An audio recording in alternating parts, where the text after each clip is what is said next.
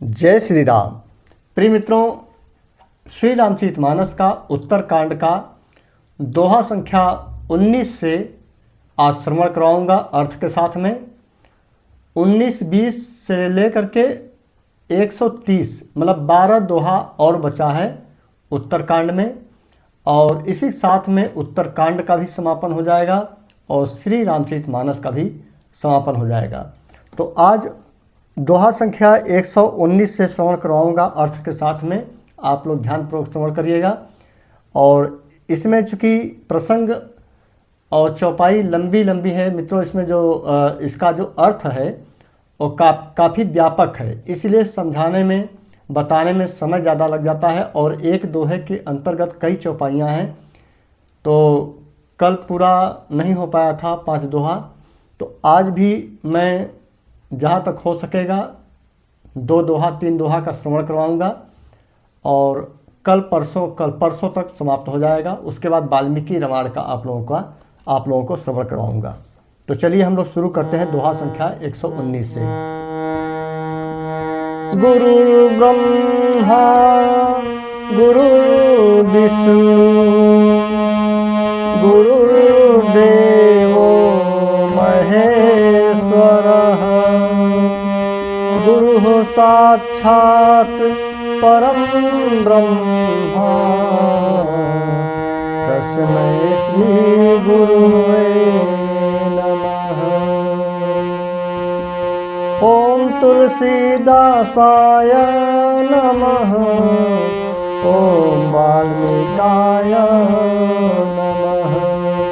ओम गौरीपते नमः। ओम श्री सपत्नीकाय लक्ष्मणाय नमः। ओम श्री सपत्नीकाय शत्रुघ्नाय नमः। ओम श्री सपत्नीकाय भरताय नमः। ओम श्री हनुमते नमः। दोहा 119 का श्रवण करिएगा। इसमें क और ख 2 दोहा है। काकभूषुंडी जी के माध्यम से प्रभु जी पृथ्वी लोक का अंतिम संदेश मनुष्यों को दे रहे हैं। आप लोग ध्यानपूर्वक श्रवण करिएगा। सेवक सभ्य भाव बिनु सेवक सेव्य भाव बिनु भवन तरिय उरगारी भजहु राम पद पंकज अस सिद्धांत विचार। काकभूषुंडी जी कहते हैं कि हे सर्पों के शत्रु गरुड़ जी, मैं सेवक हूँ और भगवान मेरे सेव्य अर्थात स्वामी हैं। इस भाव के बिना संसार रूपी समुद्र से तरना नहीं हो सकता। अर्थात जब तक आपके अंदर स्वामी और सेवक अर्थात प्रभु स्वामी हैं और हम सेवक की भावना से समर्पित नहीं हो जाएंगे। सेवक क्या होता है? अपने स्वामी के प्रति मित्रों पूर्णतः समर्पित रहता है। जो भी स्वामी कहता है सेवक करता है। सेवक का यह कर्तव्य है कि स्वामी का सेवा हमेशा करे दिन रात। तो यह भाव जब तक आपके अंतर्गत नहीं आ जाता आपके हृदय में, तब तक जो है कि इस समुद्र मोह माया रूपी संसार से आप पार नहीं पा सकते। ऐसा सिद्धांत विचार कर श्री रामचंद्र जी के चरण कमलों का भजन कीजिए। यही बात मित्रों आज आचार्य महामंडलेश्वर कैलासानंद जी का सत्संग मैं सुन रहा था, तो यही बात कैलासानंद गिरी जी ने भी बताया कि चाहे इस कलयुग में कोई कितना भी ज्ञानी क्यों न हो जाए, समस्त वेदों का, चारों वेदों का, 18 पुराणों का, 6 उपनिषद का, संपूर्ण श्री रामचरितमानस का, गीता, मतलब जितने भी ग्रंथ हैं सबका ज्ञान उसे क्यों न हो जाए, लेकिन फिर भी भगवान को प्राप्त नहीं कर सकता, क्योंकि श्री गीता के अध्याय 11 में श्लोक 11, 12, 13, 14, 15, 16 में कहा गया है, 4-5 श्लोकों में, कि इसके बावजूद भी मैं, अर्जुन से बोल रहे थे भगवान कृष्ण भगवान, कि मैं इसके बावजूद भी मैं किसी को प्राप्त नहीं हो सकता। तो अर्जुन ने पूछा कि फिर आप कैसे प्राप्त हो सकते हैं? तो उन्होंने इसका सीधा और सरल उपाय बताया कि जब तक मेरी कृपा नहीं होगी, मैं जब तक नहीं चाहूँगा, तब तक कोई भी मनुष्य मुझे प्राप्त नहीं कर सकता। और प्रभु को पाने के लिए प्रभु की कृपा कैसे होगी? प्रभु का भजन, अपने आप को पूर्ण रूप से प्रभु के प्रति समर्पित कर देना, एक सेवक की भांति। इसीलिए यह दोहा मित्रों बहुत ही खास है। इस दोहा से सभी बातें याद आ जाती हैं कि सेवक सेव्य भाव बिन भव न तरी उगार। जब तक सेवक की भावना से प्रभु के प्रति अपना समर्पण नहीं कर देंगे, तब तक मित्रों आपका इस संसार से तरना, अच्छा पार जाना, मोक्ष प्राप्त करना, मुक्ति पाना असंभव है। दूसरा दोहा, जो चेतन कह जड़ करई, जड़ ही करई चैतन्य, अस समर्थ रघुनायक भजहि जीवते धन्य। वाह! जो चेतन कह जड़ करई, जड़ई करई चैतन्य। जो चेतन को जड़ कर देता है, जो चेतन को जड़ कर देता है, आपके अंदर क्या है? आपका जो शरीर है पंच तत्व से बना हुआ है और उसमें एक चेतना है जो भगवान के द्वारा वो आपके शरीर में आती है। तो जो चेतन को जड़ कर देता है, चेतन को, जो प्रभु का दिया हुआ, जो एक तरह से आत्मा जिसे बोलते हैं, वह चेतन को भी जड़ कर देता है, शून्य कर देता है, अर्थात सांसारिक कर देता है और जड़ को चेतन कर देता है। ऐसे समर्थ श्री रघुनाथ जी को जीव भजते हैं, वे धन्य हैं। जो चेतन को जड़ कर देता है, कौन कर सकता है? क्योंकि आत्मा किसकी है? परमात्मा का अंश है। तो आत्मा को भी जड़ कर दे, कौन कर सकता है? भगवान। तो ऐसे प्रभु की आप भजन करेंगे, तभी जो है कि आप पर इस संसार से पार जाने की उपाय मिलेगा। चौपाई पहली, दोहा संख्या 119 का, कहूँ ज्ञान सिद्धांत बुझाई, कहूँ ज्ञान सिद्धांत बुझाई, सुनहु भगति मनि कहे प्रभुताई, राम भगति चिंता मनि सुंदर, बसई गरुड़ जाके उरयंतर। मैंने ज्ञान का सिद्धांत समझा कर कहा, अब भक्ति रूपी मणि का प्रभुता महिमा सुनिए। गरुड़ जी से कागभूषुंडी जी कहते हैं कि अभी तो मैंने आपको ज्ञान की बातें बताई, अब भक्ति का भी बात सुन लीजिए। श्री राम जी की भक्ति सुंदर चिंतामणि है। हे गरुड़ जी, यह जिसके हृदय के अंदर, यह बहुत महत्वपूर्ण चौपाई है मित्रों, इसे मैं निशान आप लोग लगा लीजिएगा, बहुत सुंदर चौपाई है। इसे पेन कहाँ गया? तो कहूँ ज्ञान सिद्धांत बुझाई, सुनहु भगत मन कै प्रभुताई, राम भगत चिंता मन सुंदर, बसई गरुड़ जाके उर अंतर। तो हे गरुड़ जी, यह जिसके हृदय के अंदर बसती है, अर्थात भक्ति प्रभु की, वही जानता है, और जिसके अंदर भक्ति प्रभु की बस गई और समर्पण भाव से, उसी को प्रभु प्राप्त होते हैं। आगे भी सुन लीजिए। परम प्रकाश रूप दिन राती, नहीं कछु चाहिए दिया धृत बाती। मोह दरिद्र निकट नहीं आवा, लोभ बात नहीं काहि बुझावा।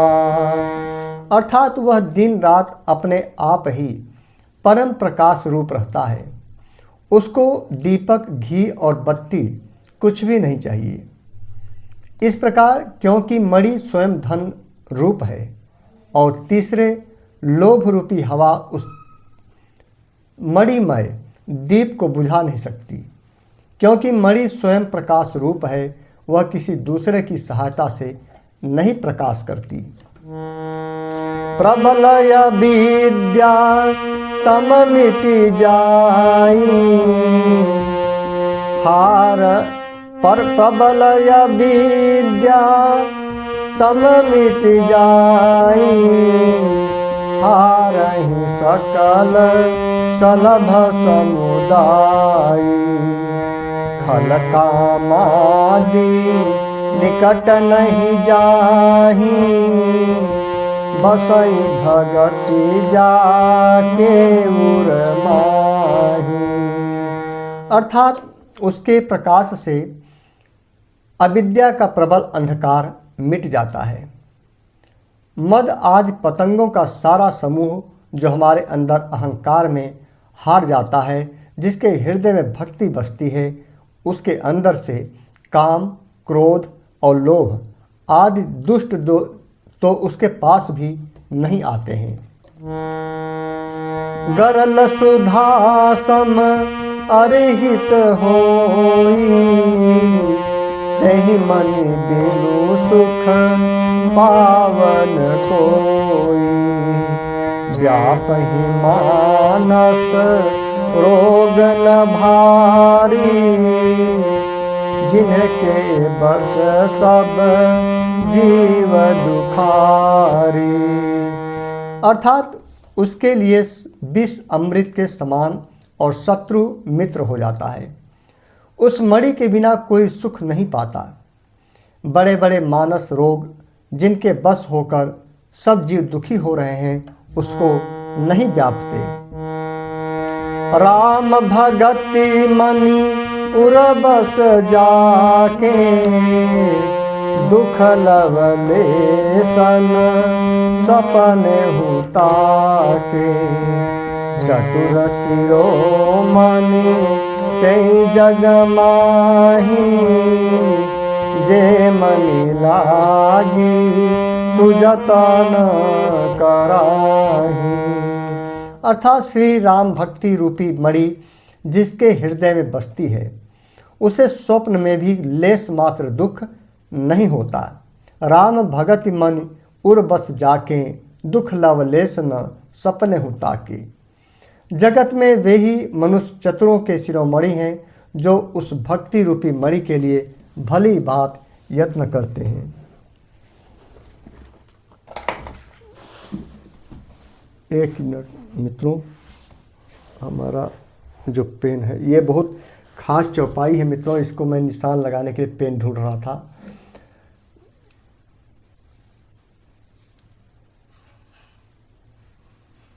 राम भगत मन उर बस जाके, दुख लवलेस न सपने हूँ ताके।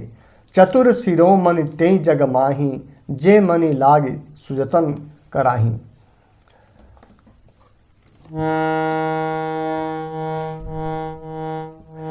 श्री राम भक्ति रूपी मणि जिसके हृदय में बसती है, उसे स्वप्न में भी लेस मात्र दुख नहीं होता। सो मनि यद्यपि प्रगट जग यहीं, सो मनि यद्यपि प्रगट जग यहीं। राम कृपा बिनु नहीं को लहई। सुगम उपाय पाइबे के रे, न रहत भाग्य देहि भट भेरे। अर्थात यद्यपि वह मणि जगत में प्रकट प्रत्यक्ष है, पर बिना श्री राम जी की कृपा के उसे कोई पा नहीं सकता।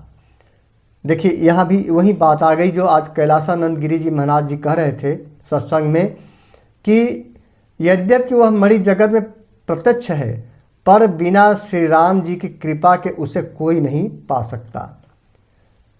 तो भैया जिसके ऊपर प्रभु की कृपा होगी वही पा सकता है प्रभु को, अन्यथा चाहे कितना भी ज्ञान आप हासिल कर लीजिए, आपको प्रभु की अनुभूति, प्रभु को छोड़ दीजिए, प्रभु की अनुभूति तक नहीं होगी। तो इसलिए प्रभु का अनुभूत करने के लिए प्रभु के प्रति समर्पण ही एक अंतिम उपाय है। समर्पण तभी होगा जब उनके प्रति, प्रभु के प्रति आपके हृदय में भक्ति जगेगी। यह अभागे मनुष्य जिन्हें दूसरा ठुकरा देते हैं। पावन पर्वत वेद पुराना,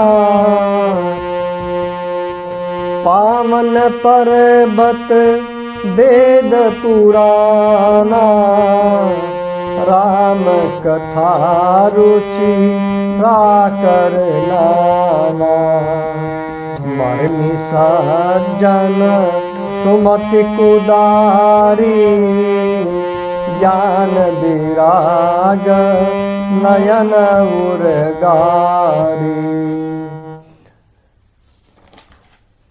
अर्थात वेद पुराण पवित्र पर्वत हैं। अब देखिए वही बात आ गई जो श्रीमद्भागवत गीता के अध्याय 11 में लिखा गया है कि वेद पुराण पवित्र पर्वत हैं। श्री राम जी की नाना प्रकार की कथाएं उन पर्वतों में सुंदर खाते हैं। संत पुरुष उनकी इन खानों के रहस्य को जानने वाले मर्मी हैं और सुंदर बुद्धि खोदने वाली कुदाल हैं। हे गरुड़ जी, ज्ञान और वैराग्य ये दो उनके नेत्र हैं। भाव सहित खोजई जो प्राणी, पाव भगति मनि सब सुख खानी। मोरे मन प्रभु अस विश्वासा, राम ते अधिक राम कर दासा। अर्थात जो प्राणी उसे प्रेम के साथ खोजता है वह सब सुखों की खान इस भक्ति रूपी मणि को पा जाता है। हे प्रभु, मेरे मन में तो ऐसा विश्वास है कि श्री राम जी के दास श्री राम जी से भी बढ़कर है। राम सिंधु घन सज्जन धीरा, चंदन तरु हरि संत समीरा। सब कर फल हरि भगति सुहाई, सो बिनु संतन काहू पाई। अर्थात श्री रामचंद्र जी समुद्र हैं तो धीर संत पुरुष मेघ हैं।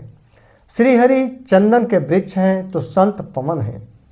सब साधनों का फल सुंदर हरि भक्ति ही है। उसे संतों के बिना किसी ने नहीं पाया। अस विचारी जोई कर सतसंगा, राम भगति तेहि सुलभ विहंगा। सीता राम चरण रति मोरे, अनुदिन बढ़ऊ सनुग्रह तोरे। देखिए यह चौपाई आज के प्रेजेंट टाइम के लिए बहुत उपयोगी है मित्रों। इसमें लिखा गया है कि अस विचार जोई कर सत्संगा, राम भगत तेहि सुलभ विहंगा। ऐसा विचार कर जो भी संतों का संग करता है, हे गरुड़ जी, उसके लिए श्री राम जी की भांति सुलभ हो जाता है। मित्रों, बहुत से आज ऐसे लोग हैं जो संतों की वाणी सुनते हैं यूट्यूब पर या प्रत्यक्ष सुनते हैं तो उल्टे संतों पर ही आक्षेप कटाक्षेप लगाने लगते हैं। तो श्री रामचरितमानस में कहा गया है कि जो संत होते हैं, सीधे स्पष्ट तौर पर उत्तरकांड में लिखा है मित्रों कि जो भी संत हैं वो पूजनीय हैं। आप उनके सत्संग को मेरी ही वाणी समझ करके, उनके स्वरूप को मेरा ही स्वरूप समझ करके उनका पूजन करिए, उनकी बातों को श्रद्धापूर्वक श्रवण करिए और जीवन में धारण करिए। मित्रों, एक चीज़ और आपको बता दूं आज कि यदि आप श्री रामचरितमानस के प्रति श्रद्धा है, भाव है, तो एक चीज़ और जान लीजिए कि मैं तो मित्रों ब्राह्मण नहीं हूँ। मैं तो देखिए भगवान, मैं जो भी यदि लोग किसी भूलवश मुझे ब्राह्मण समझ रहे होंगे तो मैं स्पष्ट कर दूं मित्रों कि मैं केवल प्रभु का, आप लोगों का सेवक हूं और मैं एक क्षत्रिय कुल से आता हूं और प्रभु श्री राम जी के जो पुत्र कुश थे, मैं उन्हीं का वंशज कश्यप गोत्र है। तो मित्रों, मेरा कहने का मतलब है कि मुझे आप लोग जो ब्राह्मण समझ रहे होंगे कोई भी, तो वो आप लोग मत समझिएगा ऐसा। और यह बात मैं इसलिए बता रहा हूँ मित्रों कि श्री रामचरितमानस में लिखा गया है कि ब्राह्मण चाहे जैसा भी हो, मैंने उसे उस कुल में भेजा है, ब्राह्मण कुल में, तो वह पूजनीय है। यहाँ तक लिखा गया है कि ब्राह्मण यदि नीच भी है तो भी आप जो है कि उसका अपमान नहीं करेंगे। उसको जो भी दंड देना होगा, जो भी परमार्थ करना होगा, मैं करूँगा। आपको इसमें हस्तक्षेप करने की आवश्यकता नहीं है। उल्टे आप जब किसी भी ब्राह्मण की सेवा करते हैं तो आपको उसका पुण्य मिलेगा। इसीलिए कोई शुभ कार्य मित्रों करना है तो उसमें ब्रह्म भोज का प्रावधान है। आप लोग ब्रह्म भोज अवश्य कराया करिए। सभी ब्राह्मणों का सम्मान आप लोग करिए। ब्राह्मण आपका सम्मान करें या न करें, यदि आप ब्राह्मण हैं तो आपको अपने से उच्च जो विचारवान हैं, जो संत हैं, महात्मा हैं, उनका सम्मान करना चाहिए और उनके ज्ञान को हासिल करना चाहिए, उनके ज्ञान को धारण करना चाहिए। एक के ऊपर एक सभी को प्रभु ने बनाया है। ऐसा नहीं है कि कोई ब्राह्मण है तो वे अपने आप में अहंकार यदि उनके अंदर आ जाएगा, घमंड आ जाएगा, तो उसका भी उनको फल मिलेगा, उसका भी दंड उनको मिलेगा। लेकिन दंड मनुष्य नहीं देगा, भगवान देंगे। तो इस चौपाई में मित्रों यह कहा गया है कि संत महात्माओं के सत्संग चाहे कोई करता हो तो उसका श्रवण अवश्य करना चाहिए और किसी संत महात्मा का हमें निरादर, अपमान नहीं करना चाहिए। ब्रह्म पयो निधि मंदर ज्ञान संत सुरयाहि, कथा सुधा मथि काढ़हि, भगति मधुरता जाहि। अर्थात ब्रह्म अर्थात वेद समुद्र है, ज्ञान क्या है? मंद्राचल है, और संत क्या है? देवता है। देखिए कहा गया है जो उस समुद्र को मथ कर, अर्थात जो वेद रूपी समुद्र को जो मथ करके, किससे मथेंगे? ज्ञान से।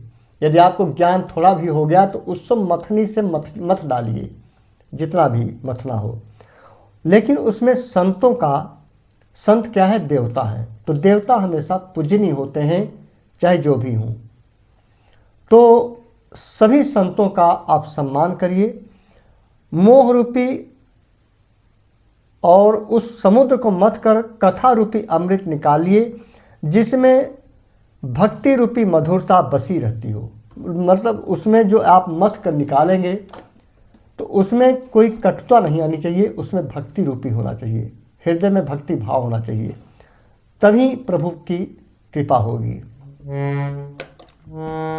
विरति चरमयसी ज्ञान मद लोभ मोह रिपु मारी, जय पाइय सो हरि भगति देखो खगेश विचारी। मित्रों, इसका अर्थ है कि वैराग्य रूपी ढाल से अपने को बचाते हुए ज्ञान रूपी तलवार से मद लोभ और मोह रूपी बैरियों को मारकर जो विजय प्राप्त करती है वह हरि भक्ति ही है। हे पक्षीराज, इसे विचार कर देखिए। एक दोहा का मित्रों श्रवण और करवाऊंगा, चूँकि एक एक दोहा में बहुत ज़्यादा चौपाइयाँ हैं, तो एक दोहा का श्रवण और करवा देता हूँ। इतने में ये वीडियो हमको लग रहा है कि काफ़ी लंबा हो जाएगा, 1 घंटे का हो जाएगा। एक दोहा, चूँकि एक दोहा में कम से कम 20 चौपाइयाँ हैं मित्रों, 19-20 चौपाइयाँ हैं। अब पहले जो हुआ चौपाइयाँ दोहा हुआ करता था उसमें 5-6 या 3-4 हुआ करता था। चूँकि अब ये उत्तर कांड के साथ समापन है, इसलिए ज्ञान का हर एक चौपाई एक तरह से हर एक दोहा पूरा भंडार भरा हुआ है। वैसे सच कहूँ मित्रों तो इसे हमें ये काफ़ी लंबा है, अभी ये 1 घंटे के ऊपर का वीडियो हो जाएगा। इसलिए मित्रों आज का श्रवण मैं यहीं 120 से ही केवल कराऊंगा और कल 121 से मैं आप लोगों को श्रवण करवाऊंगा।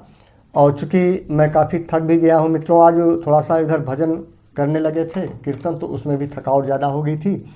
और ये अभी जल्दी जल्दी में करूँगा तो पूरा चीज़ समझा नहीं पाऊँगा, और इसीलिए मित्रों अब कल इसका आप लोगों को श्रवण करवाऊँगा।